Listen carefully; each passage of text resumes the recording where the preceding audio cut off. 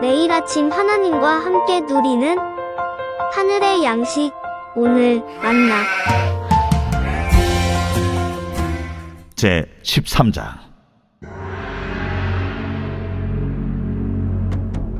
여호와께서 모세에게 말씀하여 이르시되, 사람을 보내어 내가 이스라엘 자손에게 주는 가나안 땅을 정탐하게 하되 그들의 조상의 가문 각 지파 중에서 지휘관 된 자 한 사람씩 보내라.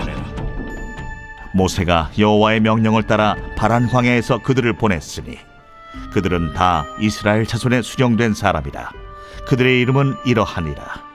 루벤 지파에서는 사쿠리의 아들 삼무하여, 시므온 지파에서는 호리의 아들 사밧이요, 유다 지파에서는 여분네의 아들 갈렙이요, 이사갈 지파에서는 요셉의 아들 이갈이요, 에브라임 지파에서는 눈의 아들 호세아요, 베냐민 지파에서는 라브의 아들 발디요, 스불론 지파에서는 소디의 아들 갓디엘이요, 요셉 지파 곧 므낫세 지파에서는 수시의 아들 갓디요, 단 지파에서는 그말리의 아들 암미엘이요, 아셀 지파에서는 미가엘의 아들 수두리요, 납달리 지파에서는 웁시의 아들 나비요, 갓 지파에서는 마기의 아들 구엘이니 이는 모세가 땅을 정탐하러 보낸 자들의 이름이라. 모세가 눈의 아들 호세아를 여호수아라 불렀더라. 모세가 가나안 땅을 정탐하러 그들을 보내며 이르되, 너희는 네겝길로 행하여 산지로 올라가서 그 땅이 어떠한지 정탐하라. 곧 그 땅 거민이 강한지 약한지 많은지 적은지와 그들이 사는 땅이 좋은지 나쁜지와 사는 성읍이 진영인지 산성인지와 토지가 비옥한지 메마른지 나무가 있는지 없는지를 탐지하라. 담대하라. 또 그 땅의 실과를 가져오라. 하니 그때는 포도가 처음 익을 즈음이었더라. 오늘 본문은 우리가 신앙생활하면서 너무나 많이 들어왔던 본문 중에 하나입니다.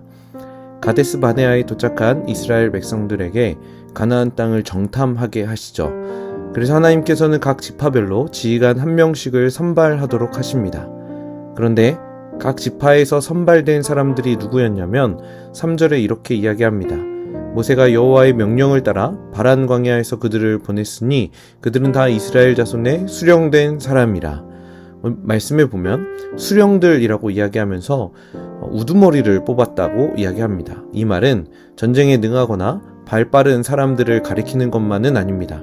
그냥 이스라엘 각 지파 중에서 지도자 한 사람을 뽑았던 것이죠. 그래서 그 아래 말씀을 보면 각 지파의 사람들의 이름들이 등장합니다.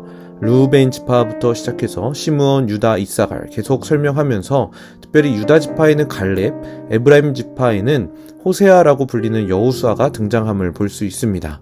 12지파니까 12명의 정탐꾼들이 선발되었을 것입니다. 그리고 12명의 정탐꾼은 가나안 땅을 정탐하기 위해 출발합니다. 그리고 그들이 정탐해야 할 내용은 이런 것이었습니다. 18절부터 20절까지입니다. 그 땅이 어떠한지 정탐하라. 곧 그 땅 거민이 강한지 약한지 많은지 적은지와 그들이 사는 땅이 좋은지 나쁜지와 사는 성읍이 진영인지 산성인지와 토지가 비옥한지 메마른지 나무가 있는지 없는지를 탐지하라. 담대하라. 또 그 땅의 실과를 가져오라 하니 그때는 포도가 처음 익을 즈음이었더라. 정탐꾼들이 가나안 땅에 가서 확인해야 할 것은 그 땅이 정말 정복할 수 있는 가능성이 있는지에 대한 것이 아니었습니다. 전능하신 하나님께서 이미 주시겠다고 하신 땅을 확인하러 가야 하는 것이죠. 그게 정탐꾼들의 목표였습니다. 그런 의미에서 이들은 정탐꾼이라고 불리기엔 애매했습니다. 오히려 하나님의 약속을 확인하는 자라고 불리는 게 훨씬 정확할 것입니다. 가나안 땅은 하나님께서 주시기로 결정한 땅이기 때문이죠. 이들이 출애굽을 했던 이유도 가나안 땅을 차지하기 위함이었고 지금 정탐하는 것도 하나님이 주신 땅이 어떠한지 알기 위함이었죠. 그런데 그 땅을 바라보는 관점이 달랐던 겁니다. 특별히 여호수아와 갈렙을 제외하고 나머지는 하나님이 주실 땅을 바라본 것이 아니라 그 땅을 정복할 가능성을 보았습니다. 당연히 그들은 전쟁에 능하지도 않았고 질 것이 분명했기 때문에 부정적인 보고를 할 수밖에 없었을 것입니다. 그런데 우리가 살아가는 삶도 마찬가지라는 겁니다. 우리는 이미 구원받은 그리스도인입니다. 하나님께서 우리의 삶 가운데 항상 함께 하시겠다고 약속하셨습니다. 그런데 우리는 내 능력과 주변 환경을 보면서 절망하거나 좌절할 때가 훨씬 많은 것은 아닌지 모르겠습니다. 하나님께서 그 땅에 사는 사람들이 강한지 약한지 많은지 적은지를 정탐하라고 하셨습니다. 강하면 질 거니까 전략을 세우기 위함이 아닙니다. 강해도 하나님이 하실 것을 바라보게 하기 위해서 정탐하는 것이죠.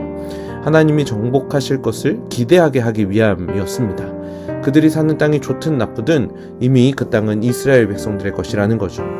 하나님이 확인하게 해주고 싶으셨던 것은 그 모든 것을 내가 주겠다라는 것이었지 가능성을 재라는 것이 절대 아니었습니다. 그들이 탐지했던 땅은 약 500km나 되는 먼 거리였습니다. 그리고 그 500km를 계속 걸어가면서 하나님이 이 큰 땅을 우리에게 주신다는 것에 대해 확신해야 했던 것이죠. 그런데 그게 아니었던 겁니다.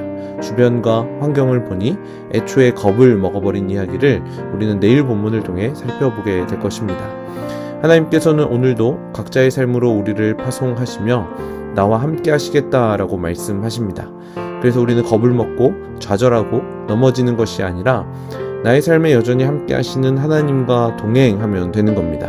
내 주도권과 내 욕심을 내려놓고 하나님을 보는 거죠. 하나님이 하실 일들을 하나하나 세워보는 것입니다. 강한지 약한지 상관없이 일하실 하나님, 좋든 나쁘든 나에게 가장 좋은 것을 주실 하나님을 바라보는 것이죠. 하나님께서는 우리에게 그런 약속을 허락해 주셨습니다. 오늘 우리 하루의 삶이 그런 하나님의 약속을 보는 하루가 되길 소원합니다. 그래서 정탐은 하나님의 약속을 보는데 필수적입니다. 단 정탐을 통해 나의 약함으로 끝나면 안 되는 겁니다. 나의 약함과 부족함이 때로는 보이겠죠? 그렇다면 그것을 강함으로 채우시는 하나님을 다시 발견하는 겁니다.